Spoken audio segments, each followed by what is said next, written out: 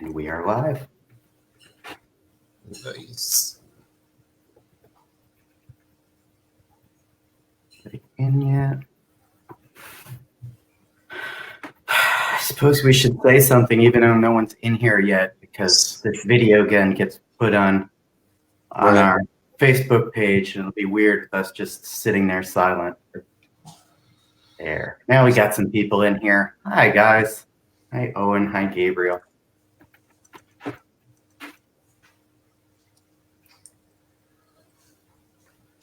I have a better way to do it tonight where I can watch it on my phone and then I see the real-time stuff. Although it's really hard to like have thoughts and then listen to what you're saying and also read comments at the same time. A little. I'll just focus on this. Yeah. Everyone staying safe out there and healthy.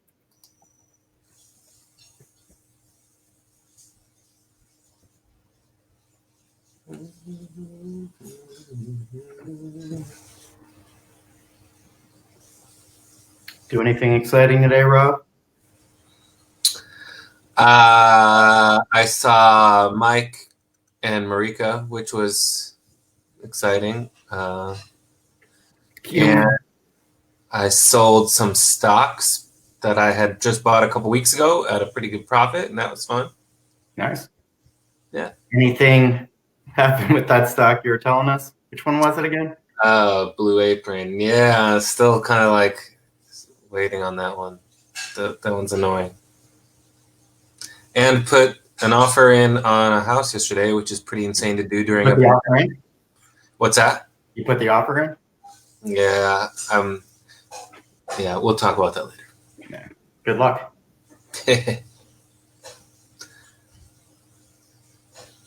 What about you? Did you do anything fun today? No.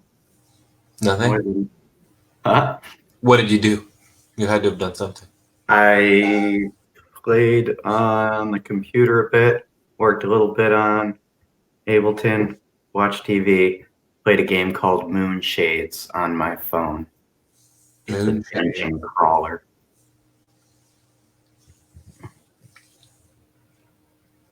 I played a little Clash of Clans, I guess. How was that? It's How long have you been doing that now? 3 years? 4 years? No. Like, yeah, I wish it was like 6 years or something. Stupid. Really? Oh, yeah. Yeah, I guess I even played it for 2-3 years. Yeah, it's totally stupid. Yeah. What time is it? Give it another minute and then get going. 7:02. Mm-hmm.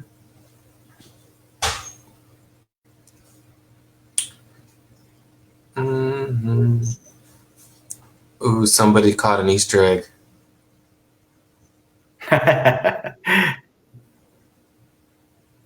And they were right about it, but it was not there.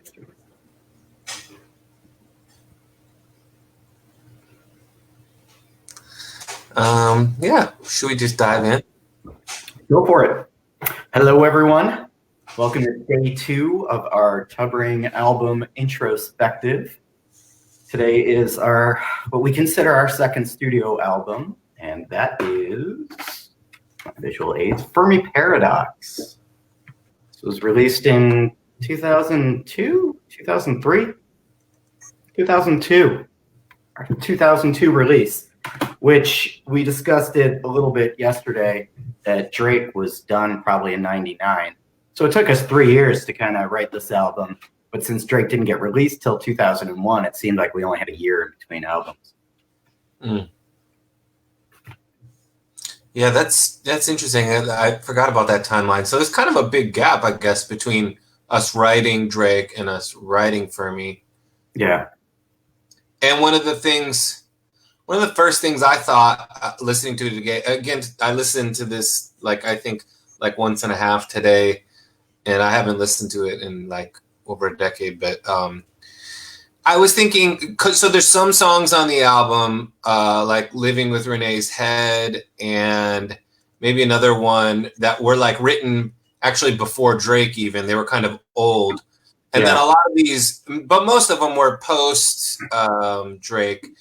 And I remember thinking, like, with the exception of the older ones, like, at this point, I don't think we sounded like Mr. Bungle at all. Like, does Invalid sound anything like anything Mr. Bungle would ever do? And so I guess maybe later in our career, I did get kind of annoyed by that comparison a little. And it's just like, even on Fermi, I was thinking, well, this one probably still has a lot of their influences on it. I'm not saying it doesn't, but I mean, come on. I don't know. It's melted more into the pot at that point. Yeah. I don't know. What's your take on that? Yeah, I mean, I guess by this point I didn't even think about that anymore. I really didn't think about the Bungle comparison at all until recently when they did the retour. I went and checked out their site just to see, and we were mentioned, and some people liked us and some people still, oh, those Bungle ripoffs? Really? But yeah, whatever. It's like at that point, yeah. Well, also, you know, like, I feel like when I look back at Tubbring, I think we're like a punk band. Like, these songs are punk rock songs. Like, I would put, if I had to pick a genre, Tubbring it's punk. No? I mean, obviously we experimented with lots of different genres, but I don't know. It's just like, you can just hear like a lot of the punk rock on this album, you know, maybe more so than Drake.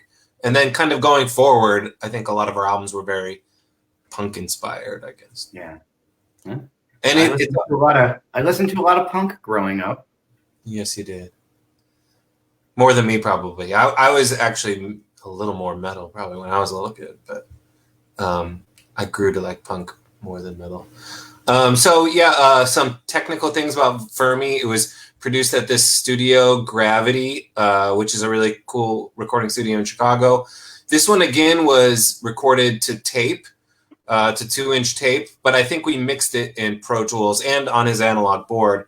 But this is when I know we used both on that, but everything was recorded to tape. Doug McBride kind of engineered and co-produced it with us. He's like a kind of a famous Chicago producer. The record sounds really nice still to this day, I think. Like, yeah, I thought it was recorded really well and mixed really well. On the front cover is the photographer's girlfriend. And for the life of me, I cannot remember his name, even though he did tons of photography for us, and he was awesome. What's his name? It's not. No. You got the liner notes there? Yeah. He's such a great guy too, and I don't think I've been in touch with him. It's Jason Madden. Yeah. Say it again. Jason Madden. Jason Madden. And that was his girlfriend, and I can't remember her name. She's really nice. And at the CD release show, which was at the Metro in Chicago. Starting to cut out a bit. Well, what I was going to say was, oh, sorry. So at our Metro in Chicago CD release show for Fermi Paradox, she walked around in the audience dressed the way she is on the cover and sold records, which I thought that was really cool. Dave Tavares. You had the little little cigar box. So Dave Tavares became our drummer on this record. It was we were all sad to lose Mike Gilmore from Drake Equation, and we tried out drummers, and like nobody could play Mike Gilmore's beats. And we found Dave Tavares, and he actually could, and he's an awesome drummer, and he was our drummer for many years after that, and toured with us a lot. And probably a lot of people that saw us over the years saw us with Dave playing drums. And this was the first record he was on, and he does an awesome job on the album. We also had Sean from Annihilate come to the band on guitars for this record. At first, he was going to be, I think, temporary. He was just going to like be with us for a little bit, but then he kind of stayed with us permanently. And that was really awesome because we were massive Annihilate fans. And so we get this guy that's in a band that we love playing guitar with us. That was kind of like a fun dream come true. And that's kind of kind of what I remember about the general things about the recording. Yeah, we wrote more. I was gonna wonder if we wrote a lot of this on the road, but I think that was more zoo. I don't remember the writing process of this too much. It's been right after. I remember specifically we wrote some of this on the road.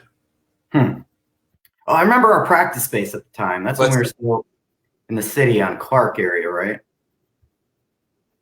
Wasn't this when we were practicing in the Ferrera Pan Candy building? I feel like it was. Yeah. Yes, it was. Okay. Anyways, shall we dive into the songs? Let's do it. Let's start off with number 1. I Am the Robot. This is the next robot song. The robot is introducing himself. I didn't want to go with the typical, in my head anyway, robot story where then there's artificial intelligence and it wants to take over the world or kill humans.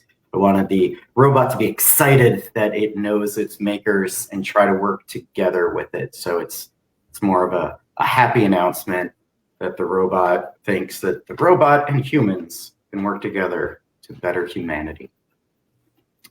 Good song. Music-wise, it totally fit. I don't think it was planned as a robot. Just felt like it, and then I think we retooled it a little bit at the end. Or was it written as a robot? Is Jason on here? I don't know. We'll find out. I can't remember. This is one that I feel like we wrote on the road. I want to say we wrote this in Richmond, Virginia.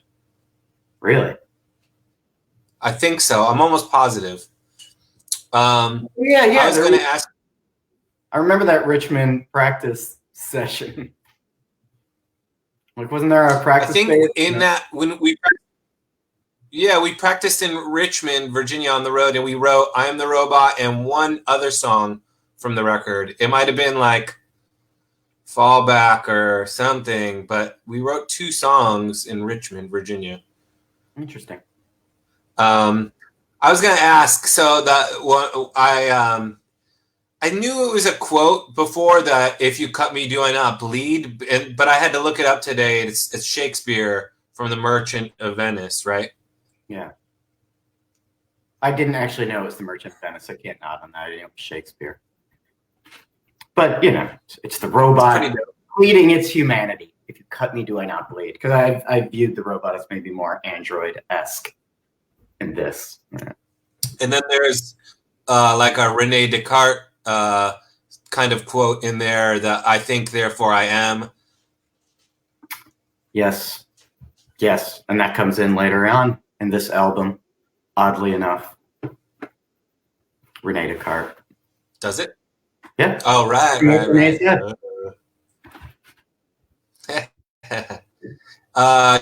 Yeah, pretty cool. I love on this song, I like all the different crazy sounds we're using. We're using like cooler sounding keyboards than Drake Equation's record, all sorts of really cool guest musicians. We've got lots of like live strings, live horns, and we had some of that on Drake, but they just kind of sounded better.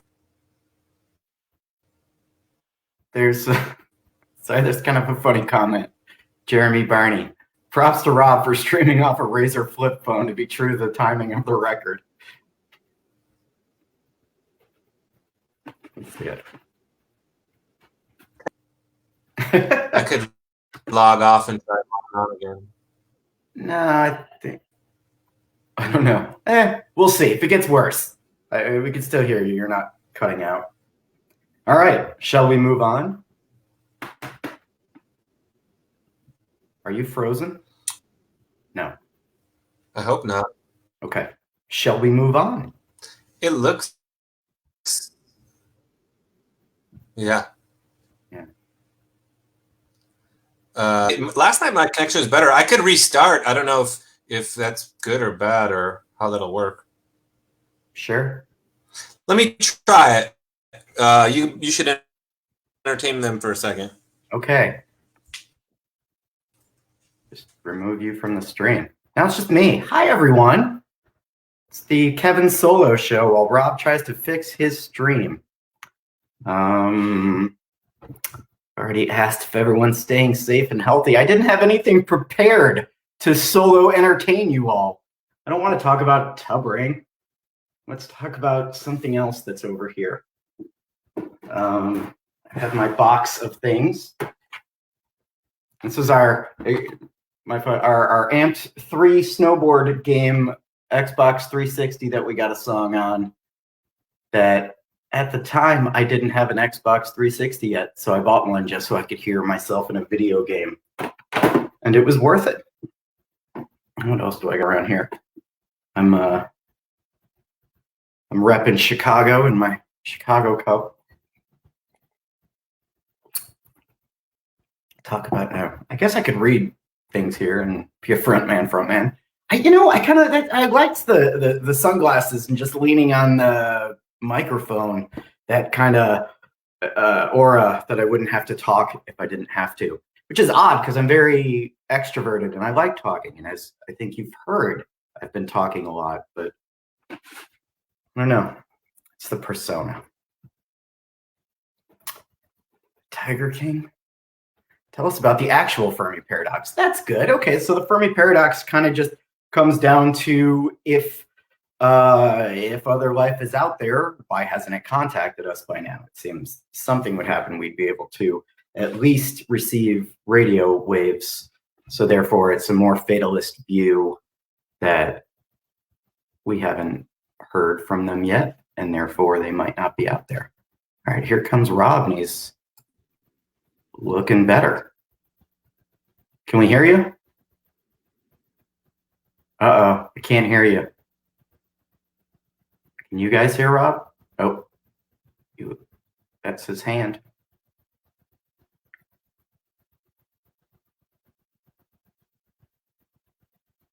Talk about the commercial I sang in. Okay.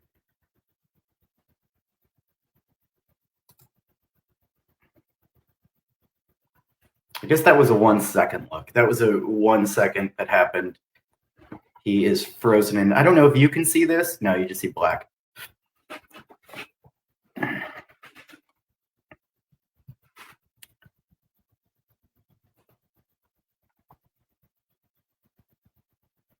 Sorry that I'm not entertaining. Rob's popping on and off in different names under here.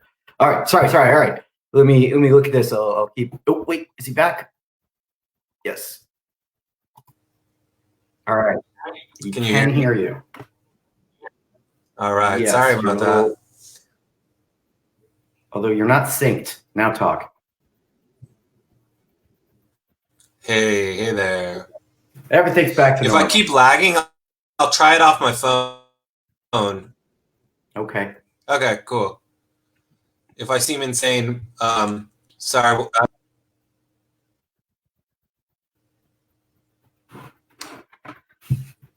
You on? All right. Hello. It's not like, actually, this is very much like a covering show. Very often, from your jumping on your keyboards and throwing things around, all your sound would go out, and then we would have to stop while you reset everything. He's gone.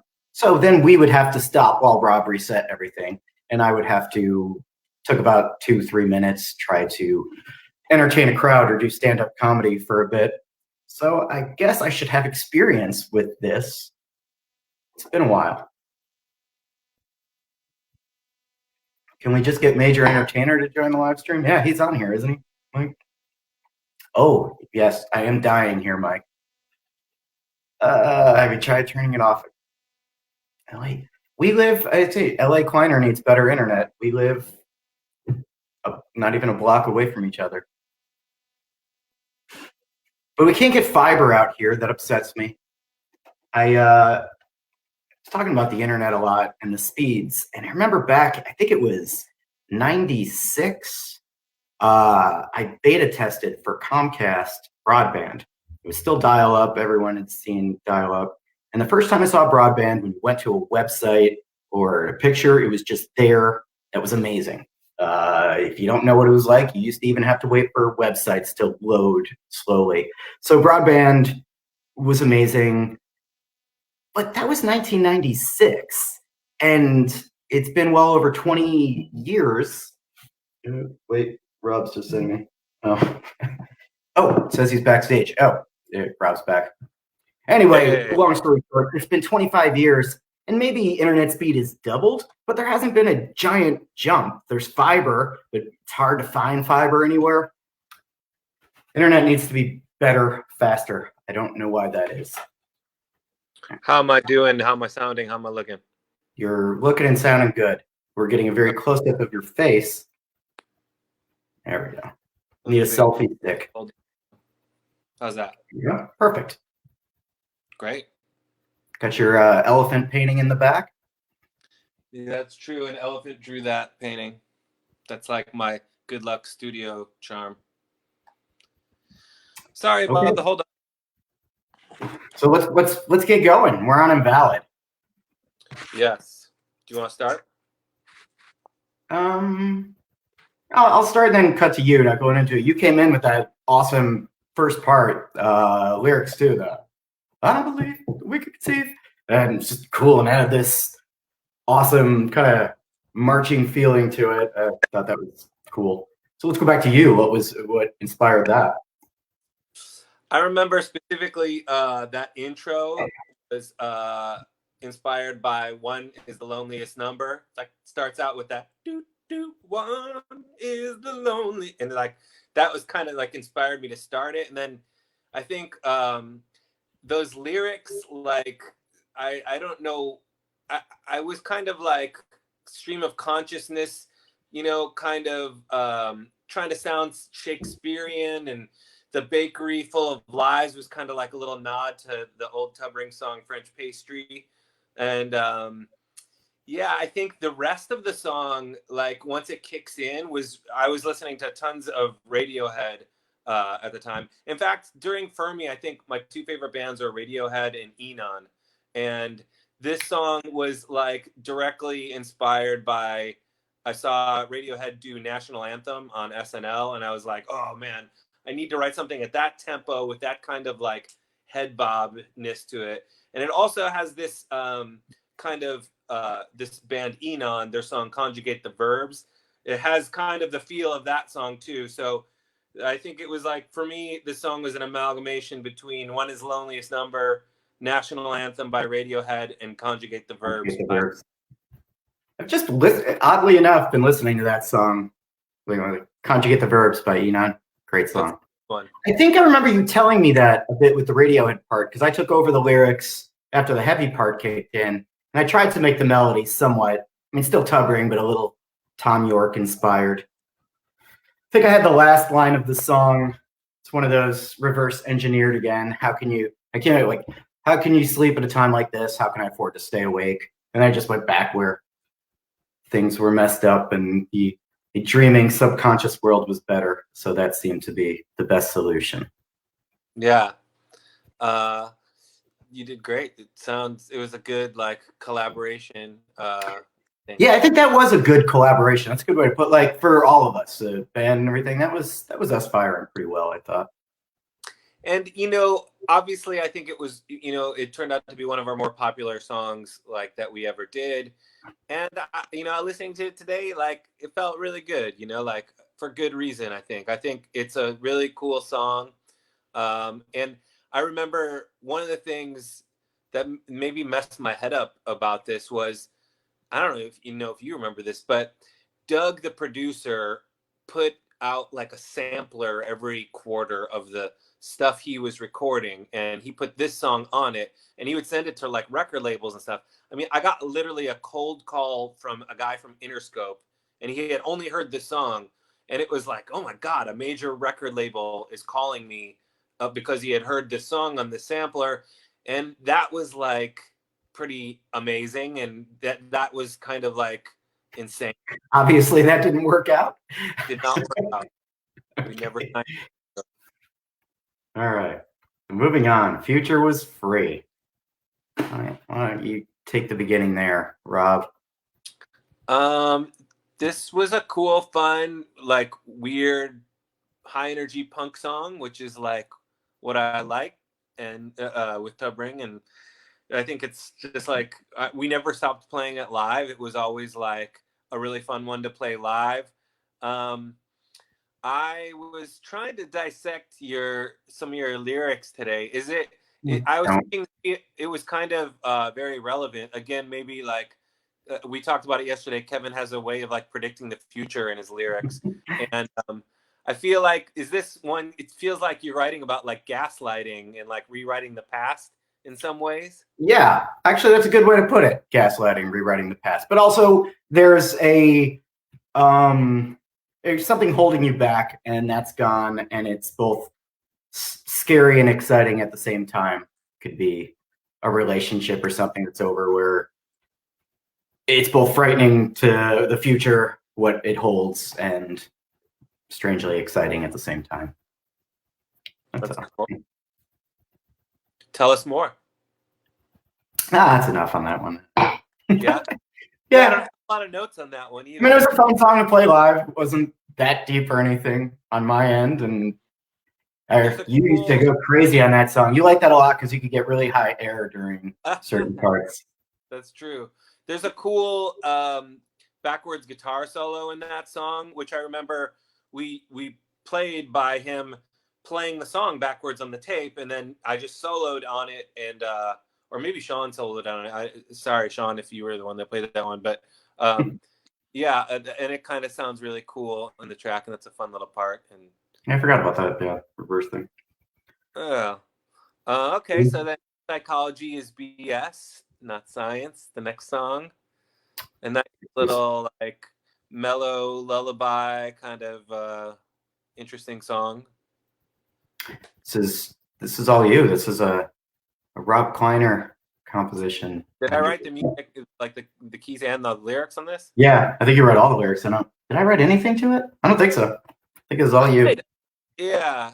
Well, I remember I was listening to it today, and I was thinking like, okay, for sure, here's another Radiohead inspired song.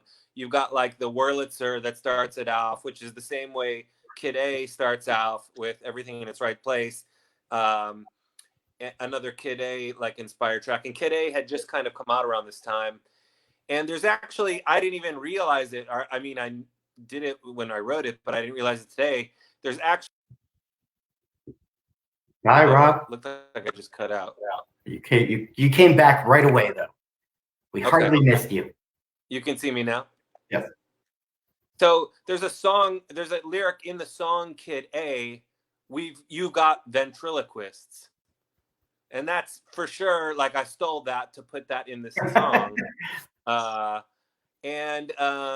Yeah, I love the drum distortion in this song and the production. The producer, Doug McBride, is like, I don't like to always distort drums because it's like, you don't want to always do that. And he did it. I was like, wait, why don't we do that to every song? That sounds amazing. And it's funny because to this day in my productions, I distort drums all the time and I love it. This song has your Q chord in it, which you played live. Do you have the Q chord there to show anybody if they don't know what it is? I think I do. All right, give me a second. You entertain them now. What? Cool electronic instrument, a strummy electronic auto harp, and he plays that all over the place in this, and it's like a super cool effect. And he used to play that live, and we used to like a lot of times start our shows off with like really slow or like kind of like light songs before we dove into crazy punk. And so we played this one a lot at the beginning of that, and that was always fun. And I relearned how to play it today. Oh, there's the Q chord. The Suzuki Q chord. I'd play you a note or two, but I don't have a plug for it right now. And the last time I used it, I put it away for 15 years and left the batteries in it. So, of course, they corroded in the battery area. So, need a plug. But there, just so I can run and show the Q chord. The other thing that is, I remember somebody telling me back in the day that the end violin part sounded like the Mr. Belvedere. That was me. And it is. I went on YouTube and listened to the Mr. Belvedere theme song, and it's note for note. Fucking same. Yes, it was me. I listened to it. And the violinist Matt came up with that line. I was, oh, that's a really great line. Yeah, let's put it in the song. That was none of our doing, but it's kind of cool, I guess. We've got the Mr. Belvedere theme song at the end of the song. I don't know if he knew he was doing that, but I mean, it's literally note for note. Yeah. Yes. So yes, the violin at the end of Psychology is BS is also the same as the end of the Mr. Belvedere theme song. Listen to them two together. They are exactly the same. Copyright infringement alert. Hopefully, all right. That. I think this was one. I had one other thing to say. It's one of the first songs I started trying to do 4-part harmonies for the first time. I remember you were out of the studio, and this was your song, and I wanted to impress you, so we kept putting on these layers, and then we put those little backing at the end. That was one of the first times I put a call and answer kind of part to a song. Something like that. Yeah. Now we're kind of used to. We could probably spit out something like that fast, but that was the first time, and it took a long time to get all those harmonies right for me. Well, color me impressed. They sound. It was a learning experience. Responses at the end, and they can make a time for us and promise. That's really cool. Great stuff. Yeah, everybody killed it on that song. I don't know that there's any guitar on that song, so but everything else just works so nice. At the seams. At the seams. I have nothing to do with this song. I sang on it. Did I write the lyrics to this one? You wrote the lyrics. Sean wrote the music. Oh yeah, he did. I remember, you know, all I gotta say about this song is,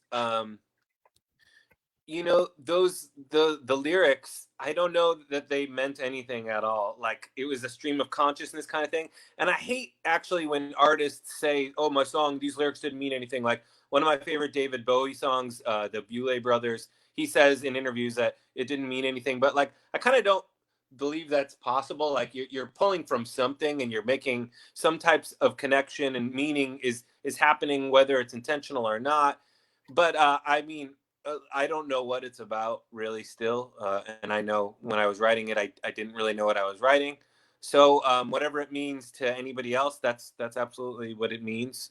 I know we were trying to be really poppy with this one. You know, like, being a struggling musician, I think one of the things you always tell yourself, like, well, what if we had an audition for like a major label? What would we play them? You know? So I think like you're always trying to like always have a couple like poppier things in our back pocket just in case some type of.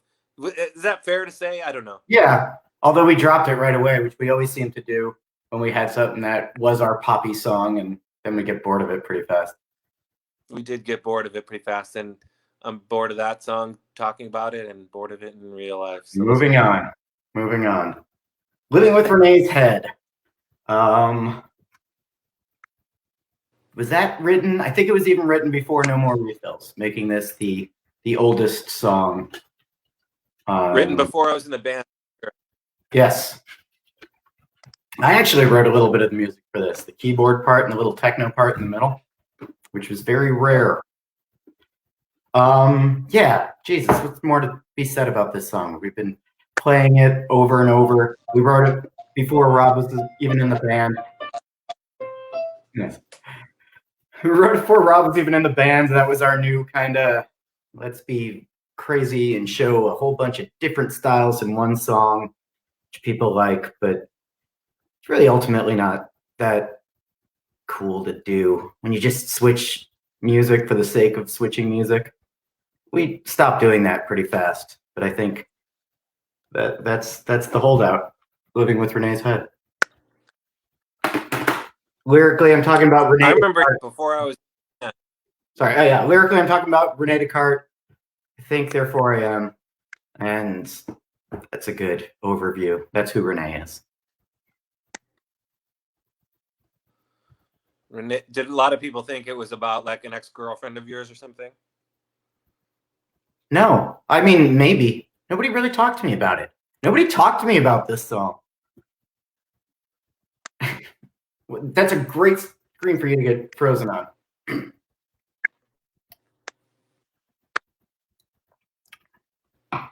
I'm frozen?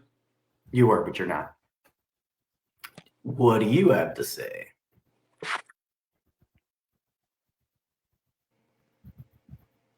Oh, you weren't in the band. You have nothing to say. Sorry.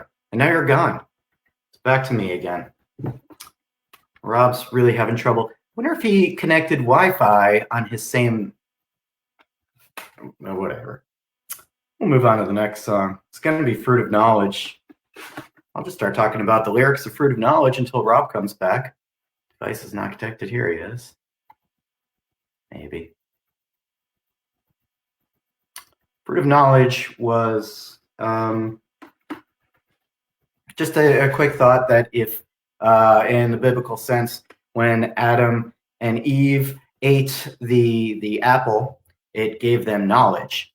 God was mad at Adam and Eve eating the apple because it would make them as smart as he was. That is, in the Bible, it gave them the knowledge of everything, and they immediately realized they were naked, so they put on clothes.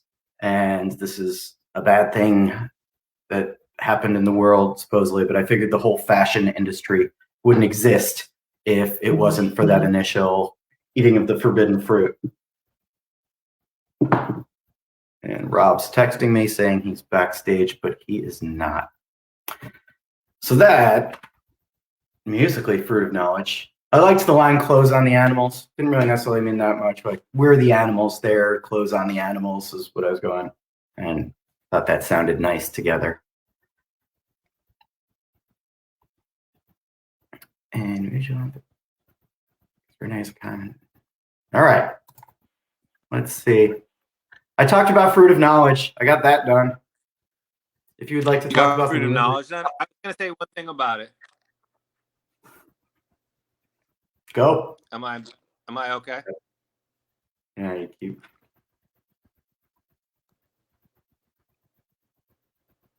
No, you're cutting out. I'm cutting out? You can hear. Oh, yeah, look. You can hear me okay? Okay. All right. So Fruit of Knowledge, you already went through it? Yeah, just real quick. What would you like to say? So I have like a songwriting trick that I used on this song to write the music that I used all throughout my whole life when writing songs, and I'll share it with everybody right now. It's a way I write songs. It's one of the ways I come up with an idea for a song.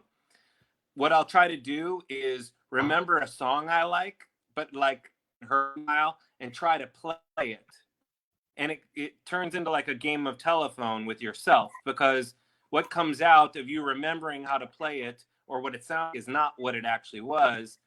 And so the main riff of the song that's happening in the verse, the dun dun dun dun dun dun dun dun dun dun, I was trying to remember how to play Soundgarden, The Day I Tried to Live.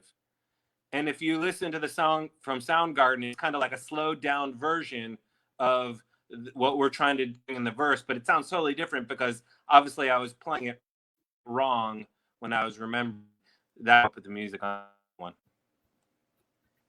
That's a good way of writing songs. Yeah, it'll sound totally different. I don't know if I know that Soundgarden song. Gonna have to listen to it and compare the two and see how close. It's one of their bigger ones, but now you can see. I'll check that out. All right, moving on. Let's get to Hands. You know, you kind of already gave this speech. I was feeling it. I remember we wrote this in a day, the whole song at the Furpan studio, and this is one of the first times I still, at this time, would take a month or so to finish lyrics to a song, and we finished that day, and I was trying to make it kind of word soupy, what you were saying, where you're throwing in a lot of like images, but not necessarily being about anything, just with the word hands going on. So yeah, I usually don't like to say the lyrics don't necessarily mean anything on this song, but this one for me is the lyrics don't necessarily mean anything, except things about hands. And it was written as we finished the song, which was a rarity for us. Yeah. I like the big gun. Got a big gun. I assume you were saying before you cut out again. Yeah, I like the big gun lyric. Yeah, thank you. And do you remember writing it? This In the studio? musically is like a, it's like a good cross between Blue Meanies and Hot Stove Jimmy. Like musically, this fast, frantic, crazy horn lines. Those are probably our two musical influences on that. Yeah. Cool. All right, moving on. -1. You go first, Rob. Can you even hear me, or am I like constantly cutting out? You're kind of cutting out a bunch. Not terribly, but you could still use. Are you on your Wi-Fi? Right now, I'm on my phone. I could just switch back to Wi-Fi. I think your Wi-Fi was better, to tell you the truth. Okay, give me a sec. Okay. So, as Jason was saying, Hands was a fly-through writing process. Punk trash. Yeah, we didn't usually write songs all at the same time, like, and finish them. Whoa, are you talking, Rob? Are you back? But we did that one. We probably played it that weekend too, and probably didn't have the lyrics memorized yet, so I just scream whatever on stage and try to remember the lines that I did remember. That's something I did occasionally, and there's wonderful videos of that. And you're just up there, and there's lots of lyrics to remember. And back before the days of YouTube, oh, Rob's back. Look, Rob, there's two of you. Yeah. We're in a Rob sandwich right now. Let's get rid of that. There we go. That's kind of funny. Am I like intelligible now? You are. This is much better. Okay. Boy, that sucked. Kind of sucked. That was very sucky. Are we talking about -1 now? I did not start -1 yet. I figured you should start that one. Okay. There's live sitar on this song, live violins. It's like totally epic. I think it's like still to this day like one of the coolest productions we ever did. It sounds like just awesome. I think it was like your lyrics in it are totally awesome. Like and I was gonna say, are you a flat earther? Is that what the song is about? You looked up, it obviously had a very Middle Eastern feel to it. So I looked up Middle Eastern mathematicians since I was on that kick and came up with people like Brahmagupta and everything. And they came up with concept of zero and negative numbers. So that early math, early scientists, early Middle Eastern scientists, Indian. I notice you pronounce the word -1 in the song. What's that all about? -1? Yeah, you say nay instead of ne. Huh. I guess just singing wise, that comes out -1. Wouldn't have sounded as good as -1. You get a better A sound. So. How do you say it when you're talking, though? It's very negative. Yeah, I don't say negative. No, sometimes I do say neg. I don't know. Negative. Is that a Chicago thing? Maybe. You're from Chicago? We've been having all these discussions about Chicago accents ever since Kevin moved to LA. It keeps coming up and we keep talking about it. And I don't know, is it we add this one, negative versus negative? I don't know. Like putting an L in the word both. Both or both? It's both. There's no L, but I do it too. Like, oh, I'll have both of them. Where's that L come from? A funny side story, and not to name drop, but Kevin and I hung out with the singer of Fall Out Boy this one night, a couple months back, Patrick Stump, and he is really good at breaking down the Chicago accent and doing Chicago dialect, and he was impressing us for a long time with all of his yeah, it was really entertaining. And funny enough, he totally knew Tubbering, and it was this guy. He knew how to know Jimmy. Yeah. We talked about Blue Meanies all night. It was kind of fun. All right. We're done with -1. We did that again. It's come up. We with 2 - 3. That was how we checked out the studio that Zoo Hypothesis was recorded at. But I guess we'll discuss that later. But that's where 2 - 3 came from. Very clever. playing it live. Yeah. So should we go to Fallback? Let's do it. What you got on that one? Nothing. I'm not a big fan of this song. It's not deep. I think it was a breakup song. Once again, trying to get out of my comfort zone a bit. There's a few of them in there, but I did not know it was a breakup song. Is that for real? yeah, it's a breakup song. Wow. Yeah, it was a weird incident, breakup thing. Not, don't like the song. I'll try again. My one of my notes. Later. One of my notes. Sorry, one of my notes was, "What the fuck are the lyrics about?" I never knew, and I wanted to ask you, and so there you have it. Yeah.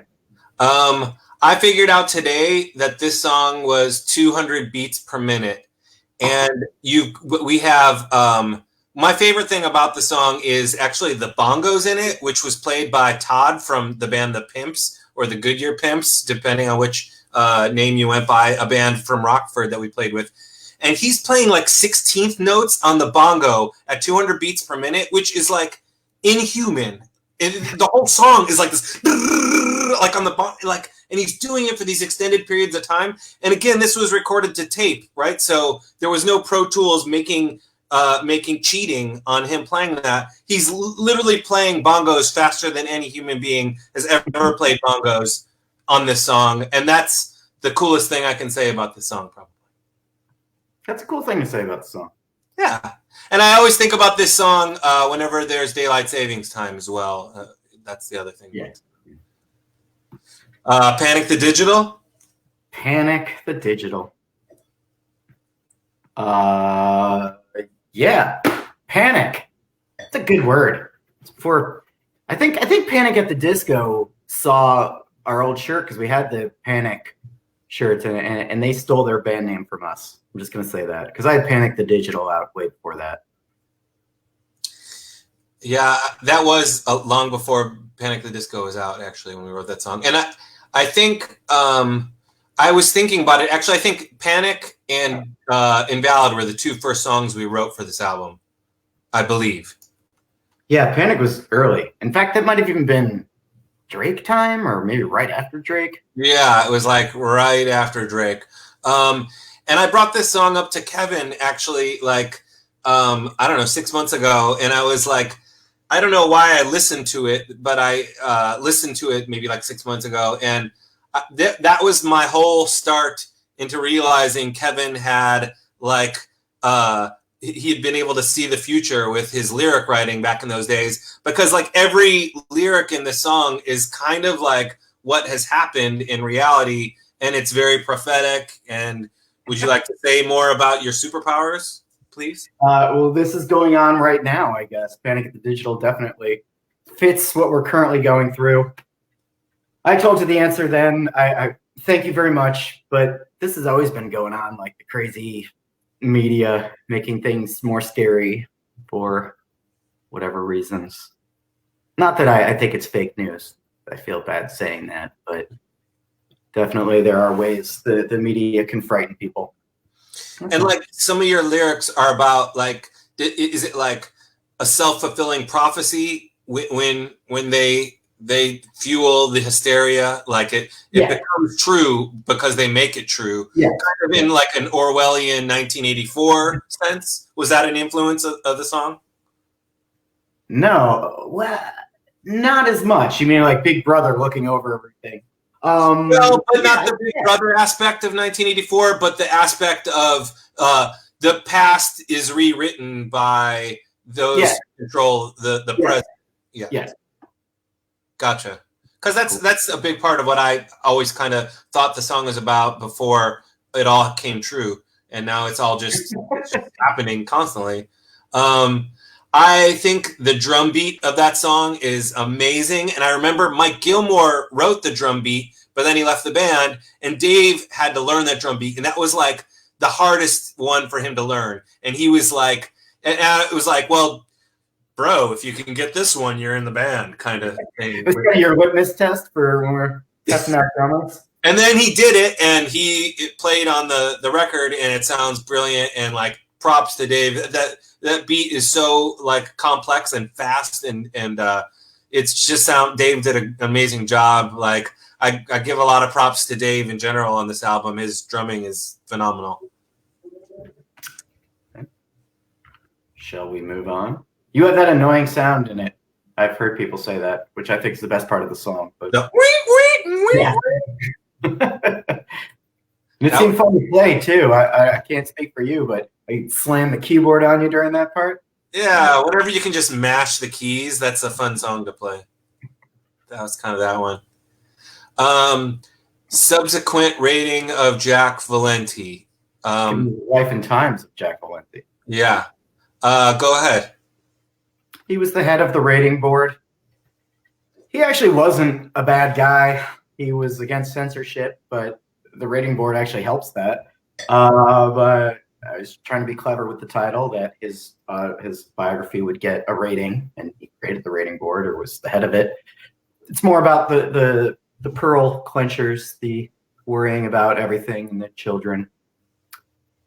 And that's all I have to say lyrically. I guess I have a little bit more to say about this, but not really. You? My notes on this song say I don't like it. Mm. And I'm sorry, I hate when artists say like they don't like one of their own songs, but I just don't like this song. Sorry. Remember the thought process behind it? It's going to make us sound bad. I want to say we wanted to have another song on the record that kind of sounded like Bite the Wax Tadpole or something, right? That was it. We needed another Bite the Wax Tadpole.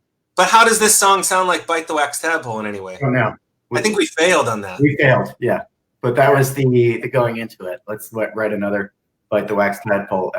I do remember that, and I think there's almost zero similarities between the two songs, but that's exactly what we tried to do.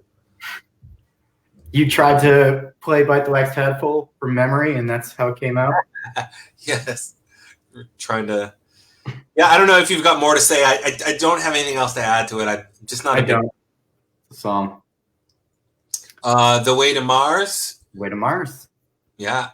You just sent me that email today. I just listened to it that you've redone the song. I redid the song with one of my friends, actually, right when I moved to LA. It's kind of nice. She's got a really nice voice, and we kind of sing it together. So the Tubbring version was like our first home recording that we ever put on one of our records.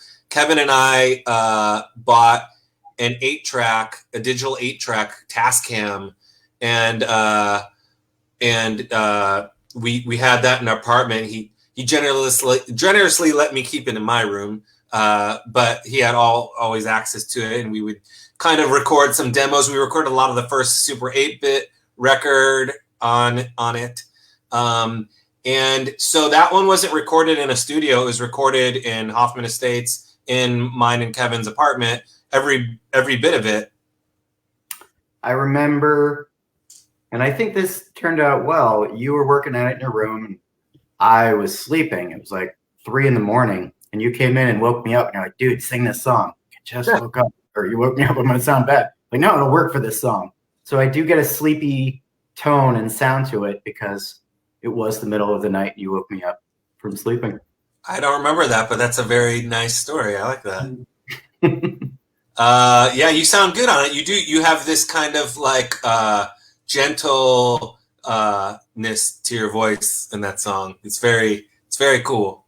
I'll keep that in mind. If we ever want to do a song like that, wake me up in the middle of the night. Get in the middle of the night. It's funny too because that recording is literally before I knew anything about EQ or compression or anything. So like the fact that it's even semi-listenable is kind of awesome. I mean, that literally like one of our first home recordings, one of the first things I ever recorded on my own, or us on our own. Yeah. The secret song? Sure. This secret song is kind of fun, actually. It's mostly stuff you recorded through early tours. I had a phase where I brought a little field recorder with me everywhere I went. And a lot of the stuff on here, the dialogue and the weird little girl singing, was recorded with that. And she wasn't creepy. She was a very cute little girl that was singing. Was it 2 little girls, or were you just... It's 2, and actually I didn't record that. Actually, funny enough, Maggie Trefilio recorded the two little girls. They were the daughters of somebody she worked with. Oh, really? I Yeah. thought that was the girl in like Oklahoma or something at a concert that you were talking to. Nope. Oh, well, I've never known that. Yeah. And then the other field recording in that is this lady that was telling us about her brother being killed by drug dealers in Indianapolis one night after a show, right? Like on the street, a random lady. We were just sitting down with some friends talking, and a lady came up to us and just started talking to us, which is fine until, only a few minutes into the conversation, it was about how her brother died and all these crazy drugs and all this other things. So Rob pulled out the recorder. And the other thing, I totally forgot this, but like the music in that song is all "Where's the Robot" one. Yeah. It's like slow down acoustic. Da, da, da, da, da, na, na, na, na, which I had kind of cool. All right. Well, finish the album. I guess it's question time. Yeah, we should take some questions. Let's take some questions. There's a little bit of a lag, so if you have anything to say while we're waiting for questions to roll in. I don't get high from smoking the crack. I get high from stealing the crack. Yeah. That's a direct quote. That's pretty amazing. Still bugs me. You know what? Jason's saying it still bugs me that the album cover has the girl slightly off center with all that empty space to her left. I deal with that problem all the time because you can't really center tub ring. You got a 3-letter word and a 4-letter word. So even things like putting the tub ring circle in, nothing ever looks centered to me. And you'd want to put the legs over, like the little, in between the little space there, and it's going to come out uncentered. I guess you could have put the phone over here. You're right. Tub ring is tough to center. Sorry, Jason.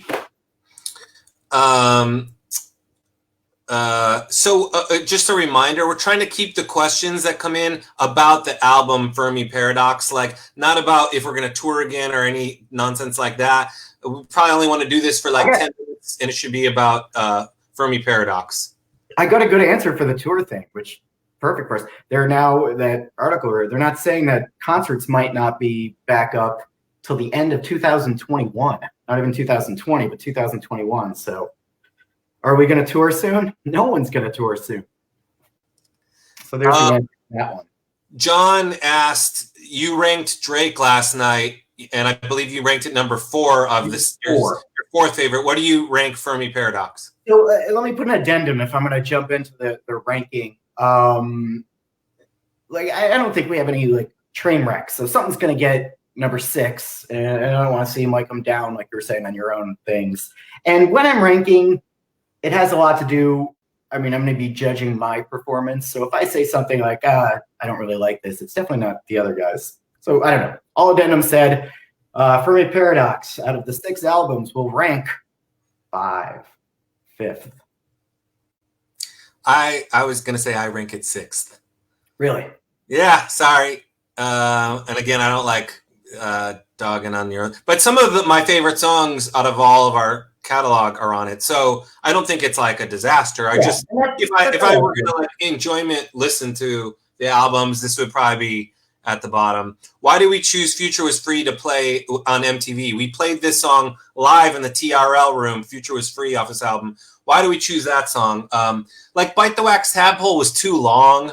It was supposed to be like a 3-minute song, and Future Is Free is just high energy. It's just like go, and it's like high energy, and that's why we chose that song. I don't know, was it the best choice? We lost, but I don't know. It was fun. It was never going to win live. Let's see. Did we ever play Jack Valenti live? Yes, we did. I think there's still a video of it somewhere on YouTube. I remember playing it at the Cubby Bear in Chicago, the downtown one. We played it on the road too, I remember for sure. Yeah. So yes, we did play it. Tom asks what my process is for writing keyboard lines for TR songs. It's funny, when I joined the band, I wanted to be in tub ring because I really like their music, but I wanted to be their guitar player because I'm a guitar player and I'm not really a keyboard player, as funny as that seems maybe to people that have seen me play a bunch of times. And I'm really quite a bad piano player. So my process for writing piano lines for Tubbering was like anything that I could figure out how to play. I got a little better over the years, but like I'm truly like a pretty poor keyboard player. So literally anything that sounded okay. And that's why a lot of our songs are like just me mashing. It's like, that's all I knew how to do.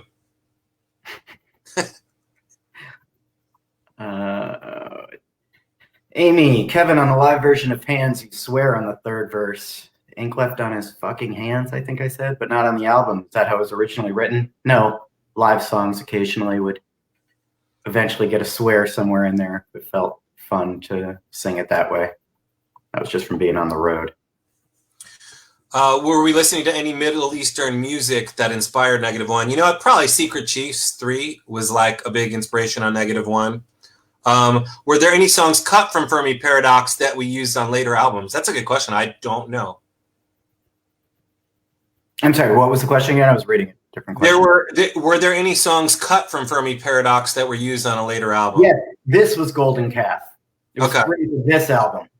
So yes, that's where that was. And remember, we had two songs, and we played them both for the producer, and we said, "What do you think?" One or the other. He didn't really give us an answer, so we just dropped Golden Calf. I forget what the other song was that it was between. Might have even been Renee's Head. Should we just throw that on there again instead? Yeah. How many times did we record Renee's Head? 4 times?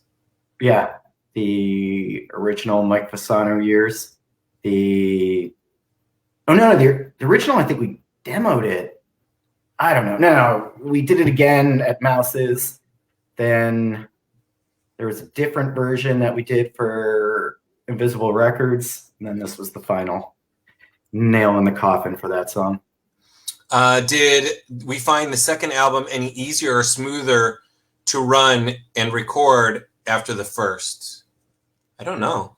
Good question. It wasn't our first time in the studio. I mean, even Drake wasn't our first time in the studio. We did Sci-Fi and Mashed Potato both in there. So I don't remember any hiccups on this. Anything in the studio slowing us down or anything. So no. Craig has an interesting question. I'm reading it. When you rank these albums, mostly to do with lyrics, melodies, rest of the package. Mostly, yeah, those three. Written melodies and the rest of the package, how I felt about the finished products and everything. That's the problem with ranking. I'm not down on anything we did.